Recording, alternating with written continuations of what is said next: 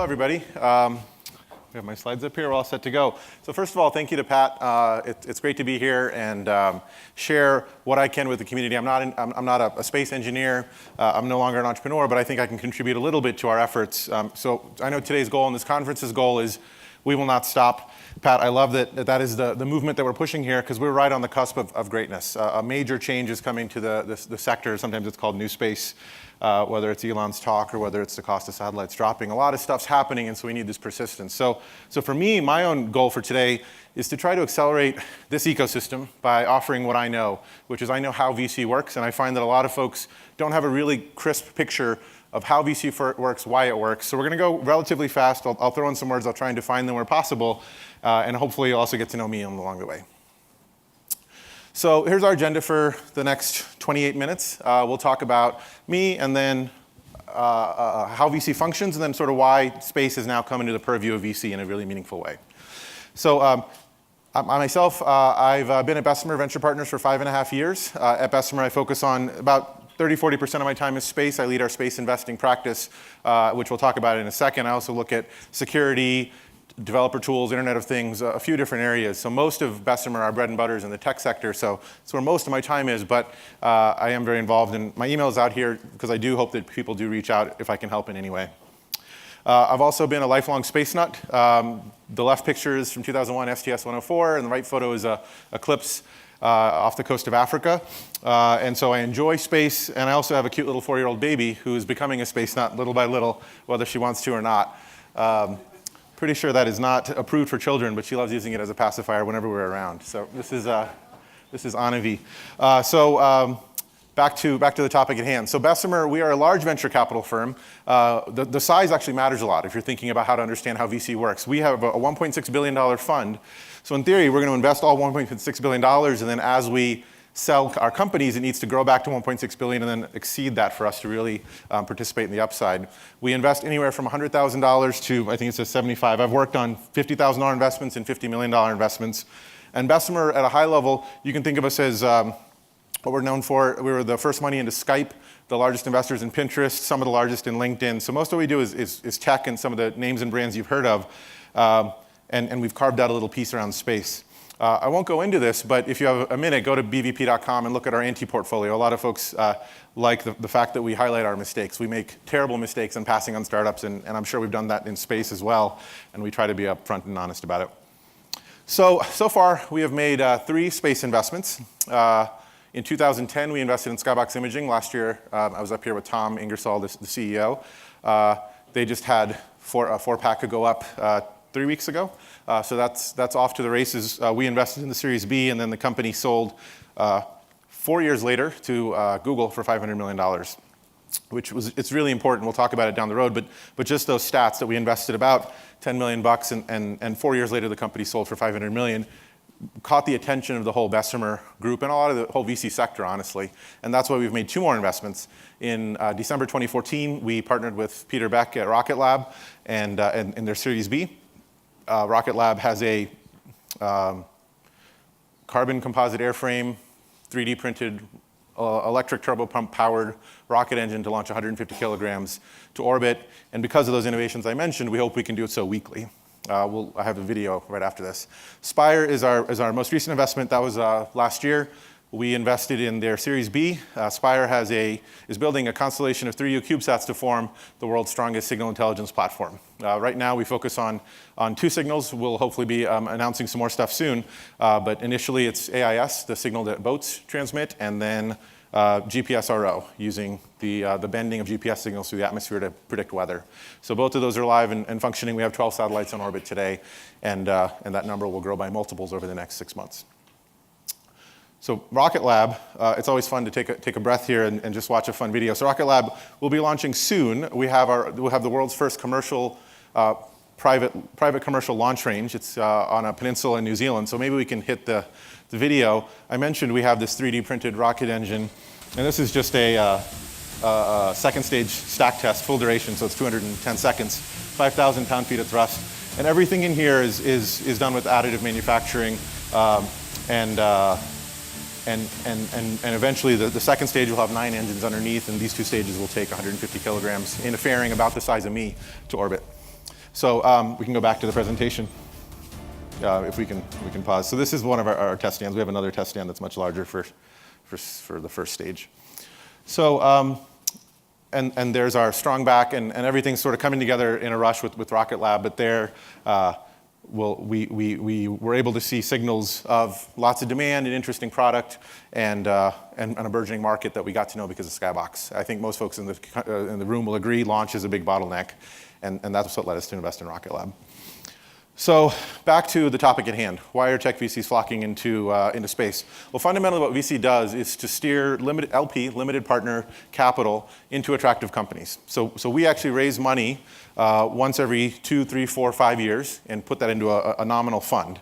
We raise that from endowments, from pensions, from employee retirement funds, from like life pools of life insurance, just large sources of capital where they are supposed to grow this, let's call it $100 billion, and they can carve out a tiny sliver, 1% or 2%, and allocate that to something that is a little higher return and higher risk. And so we get a tiny piece that's called alternative assets that get put into our fund. And that's where our $1.6 billion fund comes from. That's where the vast majority of venture capital firms raise money from. And once we do so, we then spend the next 3 or 4 years making new investments in startups out of that fund. The fund itself is a 10-year fund, and that is a reasonably strong sort of time limit, and that also impacts how we invest, is that we need to invest in things where we could get in. Let's say we raised a fund today in 2016. We could get in 2017, and before 2026, we could have the company succeed, grow, and eventually exit within that time frame. So ideas that extend beyond that, it doesn't work well, this particular model. In terms of the actual startups, the way that my day works, and most VCs' days work, is that we meet companies with 70 or 80% of my day. So I sit down for about an hour with an excited, bright-eyed entrepreneur. We go through 10 or 15 slides or a demo or just a conversation or a coffee, and we try and talk about the business, how it works, what the product is, what customers are saying. And that happens between 500 and 1,000 times a year. And about once a month, twice a month, any given investor will get really excited about a company, and we'll really get pumped and try and dig in and see if there's something there. And about once or twice a year, any given individual VC makes an investment. So I say this because it's a pretty tight funnel, and it's tighter than most folks think. And I'll explain why in a minute. We're looking for these really I want to say extraordinary, but sort of strange companies that have this really weird growth profile. It's not normal, but when it works really well. So, and even before the top of this funnel, we get requests for many more companies. So this is just 500 to 1,000 that we meet. That's what drives a lot of our decision making, is that we're looking for that 1 or 2 gems each year. And so we end up having to pass, unfortunately, on a lot of entrepreneurs. So now the next topic is how do we decide to invest in a company? So before we talk about that, you should know that I just absolutely despise jargon. The engineer in me thinks that there's so much business jargon out there that is sort of meaningless. So I'm going to go into a very simple framework. The 3 questions, if you pitch me an idea today or in 5 years or 5 years ago, I would ask these 3 very simple questions. Does anybody want the product? Are there a lot of them? And can you find them? And then that, I would contrast that with me thinking, oh, I would use something like that. That I think is a terrible way to make investments. It also is in contrast with talking about IP or looking at a 20-page business model or even asking for your slides. I would love a 45-second conversation about these questions. And this is the way that I think implicitly a lot of VCs invest. I think of these questions explicitly every single time I hear an idea. With Rocket Lab, for example, the very first question was would anybody want it?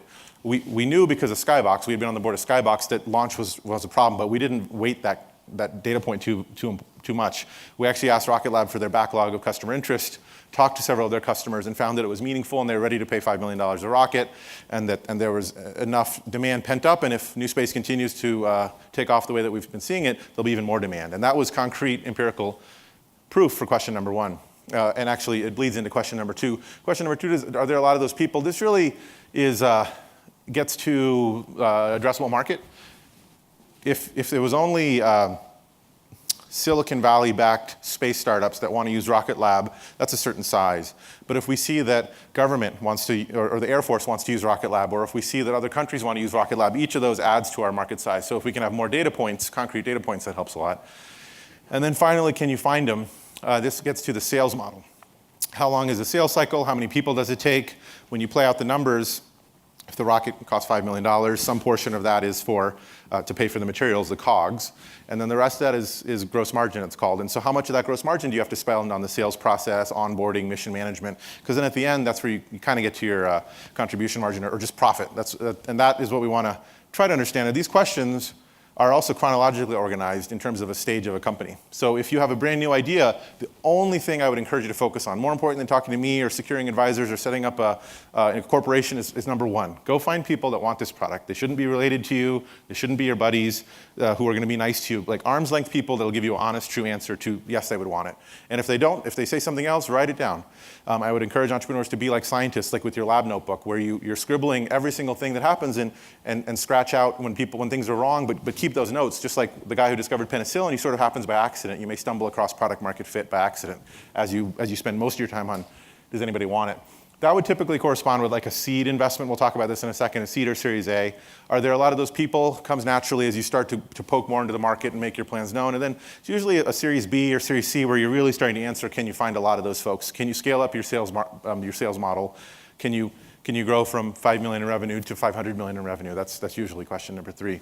So I said I hate jargon, but the more common words for these within the investment community are finding product market fit, looking at the TAM, and then thinking about unit economics or your go-to-market strategy. But I would not get fixated with these words. I much prefer the left column. So I'm a big believer in Steve Blank. Has anyone heard of Steve Blank? Is that pie? Okay, great. So if you're thinking of doing a space startup or a startup in general, I would spend 20 minutes tonight, just Google Steve Blank, look up some of the slides. The core crux of the idea is best expressed by his definition of a startup. A startup is a temporary organization built to search for a repeatable business model. It's not your passion project. It's not a business that has a VP of marketing and a VP of sales and 4 other folks. It's not a building. It's a temporary organization that's hunting. And that is the best definition of an early stage company, it's a search. So I think about an actual startup as a series of, once you start with the search, there's a set of questions. And as you go down this list of questions, you have more and more confidence. In space parlance, you're retiring more and more risk. And so these kind of correspond to the names of the rounds of funding. So when you first have this idea, if you can find, if you really believe in it, or you can find an inkling of product market fit, or 1 or 2 customers that say they want it, you could raise a friends and family round. And that might be $20,000 from your savings. It might be $200,000 from a rich uncle or aunt. Or it might be talking to some micro VCs or angels. There's many of them in Silicon Valley now. And as you hone that, then you start to build some proof that, yes, customers want it, maybe at this price point, maybe in this shape or in this method. And then you have this MVP or minimum viable product. This initial thing you can show customers and sort of further validate their real interest. And at that point, you might be ready to raise a seed round. And a seed round is typically $100,000 to $2-3 million. It's in the tech world, it's a relatively small amount of capital compared to what you'll eventually raise in order to refine your product, get it into customers' hands, see if they like it. Because so far, all the work so far has been validating, do people say they want it? Do they think they want it? If you put the price, do they still agree? And then the next page is, once you put it in their hands, do they enjoy using it? Do they come back for more? And that's really where your Series A is in that realm. In the tech world, we talk about retention and engagement. If you're using Pinterest, you keep coming back to Pinterest. Here, it would be sort of repeat sales. Then we know that we found product market fit, not just with the value proposition, but with the tactical product. Series A's can be anywhere from $2 million to $10 million. And at that point, that's usually where most VCs get involved in the game, is at the Series A level. And then, as I mentioned earlier, at the Series B, you're validating, if I had more money, could I hire more salespeople or put out more ads or put out more marketing and sell a lot more of these products? At the Series B, you're thinking about it as turning a crank. You have this machine that works, and you'd like to spin it further and further. Great. So last piece of how VC works is what we, in turn, offer. So if you find the right VC partner, and again, there's hundreds of VC firms, by my count, maybe 10 or 20 that dabble with space. VCs, in theory, we would we would help you with strategy, where to go, what products. Just from our knowledge of the market, we'd partner with you on that. We can help a ton with partnerships and recruiting, areas that require a lot of credibility, because brand new companies often have no brand name by definition. And VCs, we've been around for a while, so we can tell a potential VP of engineering, hey, this is a great company. I've seen 2,000 companies, and this is the best one. And that carries a lot of weight with recruits and with potential partners. Fundraising, we know how VC works. So when you're out to raise your next round of funding, we have a great network, and we know the right steps and the right positioning to improve the chances of a successful fundraise down the road. And then also, at least at Bessemer, we're a large venture capital firm, so we have about 100 and 110 investments. So we can create a peer group for all of your executives. We have these councils where we have all the CTOs get together every quarter, and they all get to talk with each other.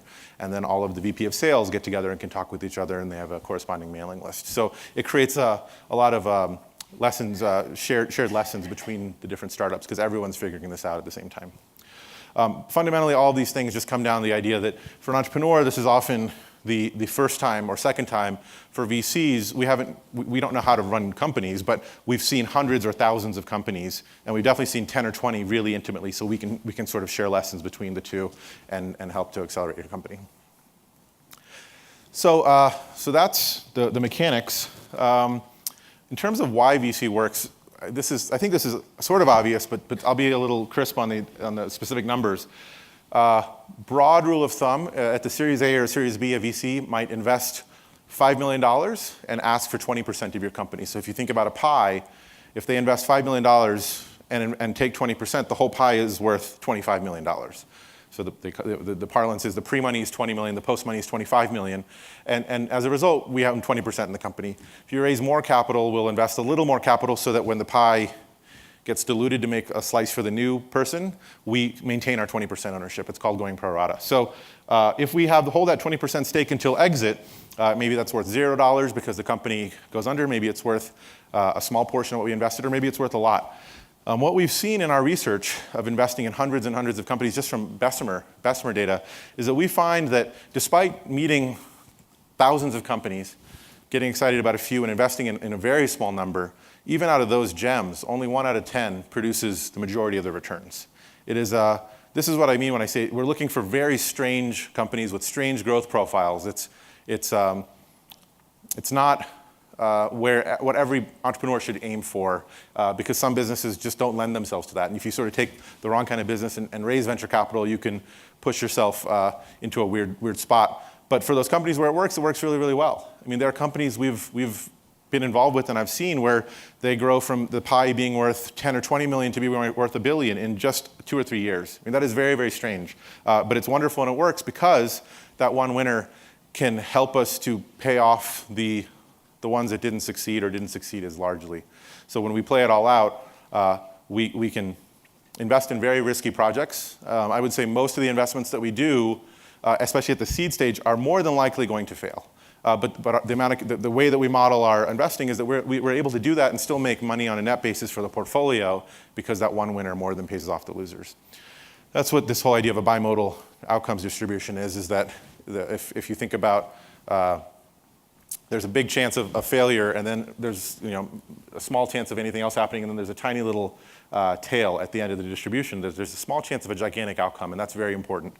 If you are pitching a VC firm and you don't show that little tail there, then it won't capture most VC firms' interest, because we're not set up to invest in a company that is very likely to take our $1 million and turn it into $2 million. That is just not what we're set up to do, because it doesn't work with our model. If we did that, we'll just end up losing money because the other folks will lose, the other millions will go to zero, and we'll have one that turned into 2, and net will be down $8 million. So we'll go into this in a second with this idea of cash flow curve. So this will help to clarify the differences in businesses. So my older brother, he has a business in Raleigh, North Carolina, where I grew up.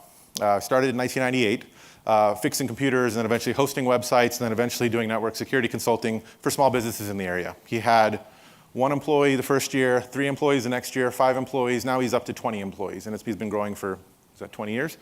And so this is what his cash flow curve looks like, in the sense that he raised some money from some relatives. a very small amount of money in this context. It is more money than is worth sort of spending around.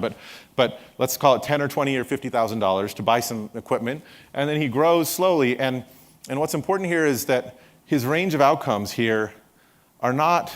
There's almost no chance he's going to go out of business. And there's almost there's zero chance it'll ever be worth $1 billion, right? Just the way that it works. This is what I call a small business or a cash flow business. At this point, this far out, he can generate lots of cash. So let's pretend, hypothetically, that he had raised $50,000. Now he might be generating $100,000 every year in cash. Not the kind of businesses that VCs want to invest in, even though it does produce money. It's profitable. It's also cash flow positive. But it's not what we're set up to do. Because, as you can imagine, because the winner here doesn't offset the losers. Another implication here is that if you pitch a business that has, where you've removed too much of the risk, usually that means you've removed too much of the upside. So in contrast, what we're looking for are businesses like this, where maybe for a year or 2 years, or 3 years, there's no revenue at all, and you might need not $100,000, you might need $5 million to get to first real product. If you think about a company like Google, hypothetically, you needed a year and 5 engineers to go crunch and build an algorithm, build a crawler, build an index of 1 billion pages. And then once it turns on, you can serve every additional user, every additional customer with roughly 100% gross margin. It doesn't cost Google anything measurable to serve one more customer on Gmail or serve one more customer on the Google search. And so generally, because it is very low marginal costs, you can scale really quickly, which means your revenue can shoot up through the roof, and thus your cash pile, or some approximation of cash pile, can shoot up through the roof. So I'll talk about it in a second, but there are certain kinds of space businesses that lend themselves to this profile, and those are the ones where venture capital, that's drawn the attention of venture capitalists. I won't spend too long on this, but there are different ways we look at how companies return money. One of them is we gave you $1, you gave us $2 back when you sold. Another way is we gave you $1 today and you gave us $2 tomorrow or in 10 years. That actually turns into a different metric. That's where IRR comes in. This last bullet's worth saying, though. Out of the 10 or so mainstream VC firms that I know of doing space investing actively, none of them make any special considerations for space investments. And what I mean by that is on Monday mornings, just about every VC firm gets all the folks together and they talk about the deals for the last week. If we bring up a tech deal and then right afterwards bring up a space deal, they have the same hurdle of revenue traction, of sharpness of entrepreneur, of customer interest. So we're not lowering or raising or saying, well, it's space, so we can actually wait 8 years for the investment versus 3 years. Everyone is applying the exact same rigor, and luckily, in a minute I'll share why, but space has been coming into the fold with regard to cost and timing. So it now kind of looks like a tech company. I had a company before joining Bessemer in 2011, and we raised a small amount of capital to basically launch an app. And for that, roughly about that same amount of money, we could have designed, built, and launched a small sat into space. And so that's a massive change from even 5 years ago, and that's what's brought a lot of VCs tactically into this sector. So we're starting to conclude here. Effectively, you now see where the money comes from, how it gets deployed, the criteria, how scarce it is, and even then how lucky that 1 out of 10 entrepreneur has to be, talented and lucky to make it all come together. So fundamentally, this is what we're looking for. Now, if I overlay the space value proposition, the new space value proposition here, the first piece is we seek a company with a good chance. Now, the good chance of success is dramatically improved. I would say 10x or 100x, the chance of success, if you're able to take one step, see if it works, and then take another step and see if it works. And if you can do that in the span of weeks or months as opposed to 5 years, it dramatically changes how quickly you'll find success. Imagine just going through a forest and someone telling you you're hot or cold every 2 weeks, or if they told you every 5 seconds, you'd get to the end result a lot quicker. So this is agile. This is a little bit of the Steve Blank stuff I mentioned earlier. In addition, the fact that low-cost parts, standardization, that means that you can keep your burn, how much money you spend every month, quite a bit lower. So that means you have, in theory, if you raise the same amount of capital, you have a lot longer to hunt in the forest. Back to this idea that early stage startups are really a search. Generating a lot of return. We've seen more interest in this sector. More non-space companies are finding space strategic for a number of reasons. We now have the data infrastructure to handle and process, and machine learning and deep learning, things like that. They're all coming together where space can be more valuable for different perspectives. And we're also seeing winner-take-all dynamics, where the number one gets a vastly disproportionate share of the economic return if they're first and they make the biggest splash. Finally, very quickly, we couldn't invest in space when it's a 6-year lag before you launch your satellite, and then it's a 25-year sort of recoup of your revenue.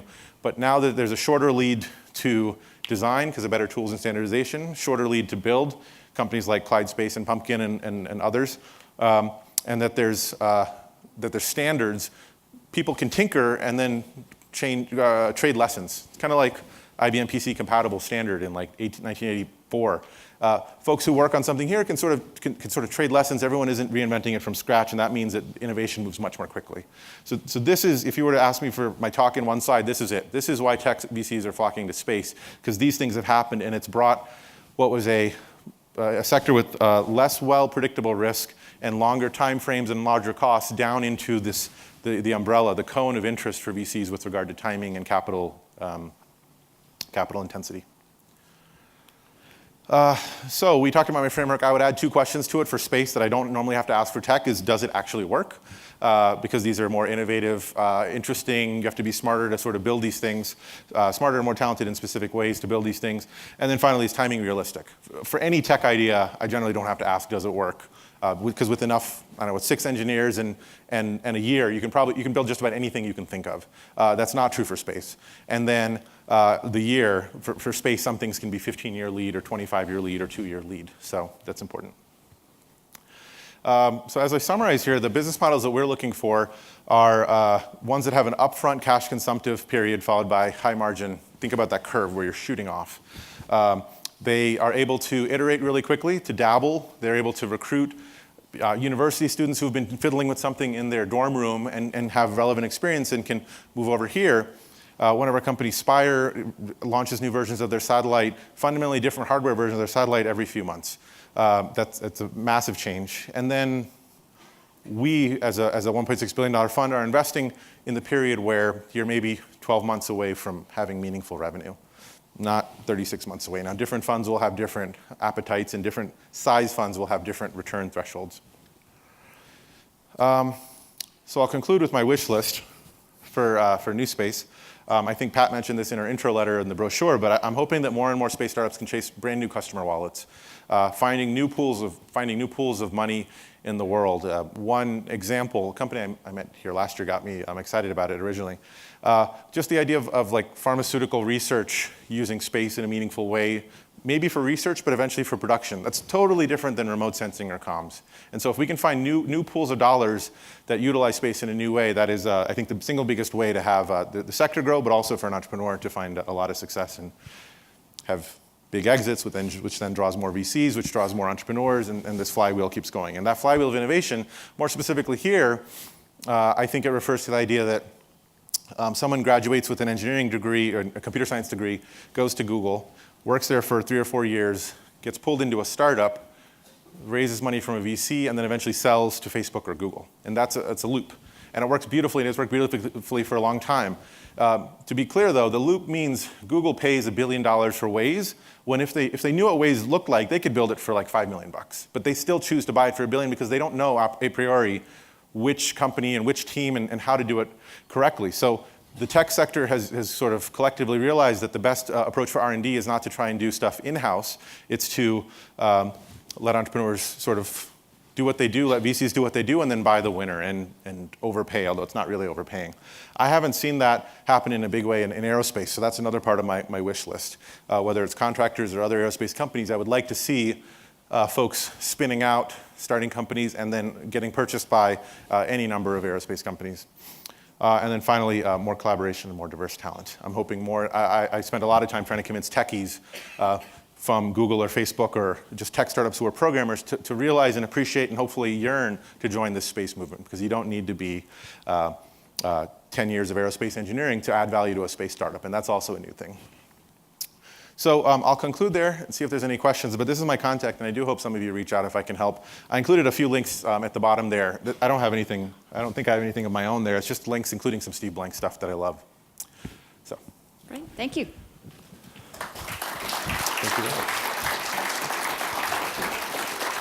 So Sunil, we've got about 5 minutes for questions. Great. The first one here is, so obviously we've heard of some setbacks in our community, Firefly, X-Core. Have you seen that influencing the investment community? So I'll separate it into two types of setbacks. I'll say there are the when Solyndra failed and there were government guarantees, a government had offered loan guarantees, and Solyndra failed, everyone went up in arms. But part of the loan guarantee is that there's a chance it fails. And so nothing, I think nothing actually went wrong there. So when SpaceX loses a rocket, fundamentally, I think in general, it's 5 or 10% sort of rockets explode. Now, certain companies like ULA have a fantastic record, but whenever the probabilities are laid out and something happens within the probabilities, I actually think that's fine. And so I do spend time trying to convince others not to worry about it too much, although it is a juicy, punchy line to be like, oh, that rocket blew up, are you guys going to stop investing? And we are not, and no space investor that really knows how this works is going to stop. Now that's with regard to typical things happening. Right, those are technical failures. All yeah, right, and they're predictable failures. technical failures, yeah. So business failures, which I have not read a lot about Firefly, so I can't speak too much, but from the outside it looks like there were a couple different issues that came to play and that did not relate to a rocket blowing up. It wasn't strictly a technical thing. That is unfortunate. I think that happens all the time in the tech sector, and so we need to educate more space VCs or VCs sitting on the sidelines that this also just means that you need to do really strong diligence, just the same way you're doing for tech, and not to get captivated. I actually think it's really bad when people do two things. One is to remind the public that space is sort of for billionaire philanthropists. I think that sort of ruins this. The point is it's a space where a lot of people can make a lot of money and do a lot of cool things. And then the other thing is when people say space is hard. I actually hate that statement because it convinces people not to go into space. And space is actually very easy right now. It's just that one out of every 20 rockets blows up. End of story. Like there's nothing else to it. It hasn't gotten harder, it's gotten easier. So we need to remove that sort of aura. And people say it because it's a punchy line, but I think we should stop entirely. Okay, fair enough. Well, we've heard a lot about the investment in small sat launchers. If you're saying that you're still not available for super long returns on investments, what other technologies are out there that you're actually interested in as a venture capital firm?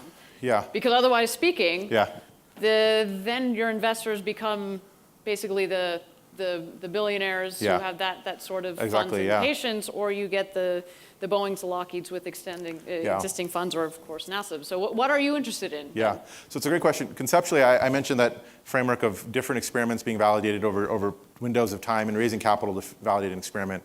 You take something like SpaceX with Elon, I believe 2001 started, like 2008 first launch, and so that's 7 years. No VC, DFJ came in later, by the way, but no VC would ever invest in a 7-year window before you had something to show. If that was one experiment, can we build a rocket? No VC would do it. And that's why you needed a billionaire philanthropist to do it. He didn't have to do it himself, but he needed a source of capital like that. If you can instead take a really large vision that may have you may think of the true success, the true question is, can I'm going to pick on Planetary Resources up in Seattle, can I mine asteroids? That is likely, I could be wrong, likely more than a 10-year proposition to mine asteroids and complete the full economic loop there. But if you can then create intermediate milestones, can we prospect asteroids? Can we use that same technology to prospect stuff on Earth? Right? Then you start to bring yourself into a time frame and into a window where venture capitalists are more attractive. And that's actually what Planetary Resources have done. But aren't you concerned that you might be taking them on well, you know this from business, that you call a tacking course? Yeah. So instead of going this way, I'm going to go that way and that way to get to those milestones. Yeah. Is that? Yeah. Are you still in it for the long? Yeah, that's a great analogy. I love sailing, so tacking. I love the reference. I would first say, because of the Steve Blank stuff, everything's a search. You're always wiggling and zigging and zagging to find opportunity. Pivot, right? The second thing I'd say, that's the way the world works. There are extremely few sources of capital that'll give you money and sit quietly and patiently on their hands for 20 years for you to find success. I would say that's actually impossible. There's zero sources of capital for that unless it's your own money. And so you have to create these intermediate milestones. And they could be milestones that end up being a distraction, or they could, I think many great startups, many, including Twitch, for example, $1 billion exit, started as one thing and became something else, and they enjoy this more and it made a lot more money. And so many great startups are also pivots or what you would say sort of tacks that were off the main course. Okay, great. Sunil, thanks so Cool. much for your time. Thanks, Ray. Appreciate it.